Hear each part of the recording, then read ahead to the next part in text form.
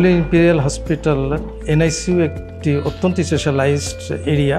এখানে আমরা সাধারণত প্রিম্যাচুর বেবি থেকে শুরু করে আমরা টার্ম বেবিদেরকে চিকিৎসা দিয়ে থাকি এবং এখানে প্রথমে আসলে আমরা তাদেরকে প্রাথমিক ইনভেস্টিগেশন করি এবং তাদেরকে সেই অনুযায়ী আমাদের পরিপূর্ণ ব্যবস্থা গ্রহণ করে থাকি। আমাদের এখানে আমরা যারা নিউনেটোলজিতে কাজ করি তারা প্রত্যেকেই বিদেশ থেকে ট্রেনিং প্রাপ্ত, প্রায় 15 থেকে 20 বছর ধরে তারা বিদেশি বিভিন্ন প্রতিষ্ঠানে কাজ করে অভিজ্ঞতা অর্জন করেছে এবং সেই অভিজ্ঞতাকে আমরা এখানে কাজে পরিণত করেছি এবং আমাদের এখানে যে ইনস্ট্রুমেন্টগুলি আছে আমাদের এক্সপিরিয়েন্সকে একত্রিত করে আমরা এই প্রিম্যাচুর বেবিদেরকে সেবা দিয়ে থাকি। আল্লাহর অশেষ রহমত, আমাদের এখানে প্রিম্যাচুর বেবিদের আউটকাম অত্যন্ত ভালো। আমরা এখানে আমাদের এই কার্যক্রমকে আরো গতিশীল করবার জন্য আমরা প্রতিনিয়ত আমাদের শ্রম, এক্সপিরিয়েন্স এবং আমাদের হসপিটাল অথরিটির সাহায্য নিয়ে আমাদের কার্যক্রমকে আরো এগিয়ে নিয়ে যাচ্ছি এবং আগামীতেও এই কার্যধারা অব্যাহত থাকবে।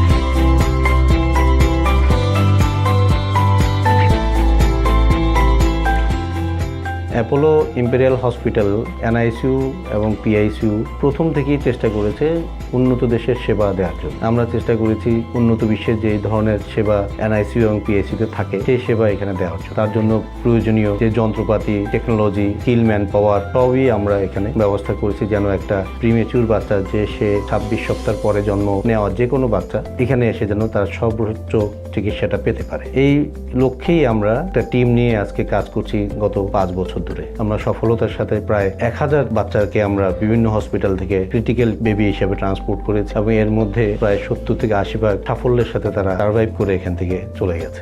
আমাদের এই সফলতার পিছনে কারণ হলো আমাদের team work, skill man power এবং উন্নত যন্ত্রপাতি, যা এই মুহূর্তে অন্যান্য সেন্টারগুলোতে তেমন একটা নেই। এই ব্যাপারে একটা কথা বলতে চাই, সেটা হলো যখনই কোনো একটা মায়ের প্রিমেচুর বাচ্চা জন্ম হওয়ার সম্ভাবনা থাকবে তখন যেন ওই মা অথবা ওই মায়ের যে ডক্টর যার অধীনে উনি আছেন এমন একটা সেন্টারে এই বাচ্চার ডেলিভারি হওয়া উচিত যেখানে এই বাচ্চার সমস্ত চিকিৎসাগুলো নিশ্চিতভাবে পেতে পারে। প্রত্যেকটা প্রিমেচুর বাচ্চার যেমন বেঁচে থাকার অধিকার আছে এবং তার সর্বোচ্চ চিকিৎসা পাওয়ার অধিকার আছে।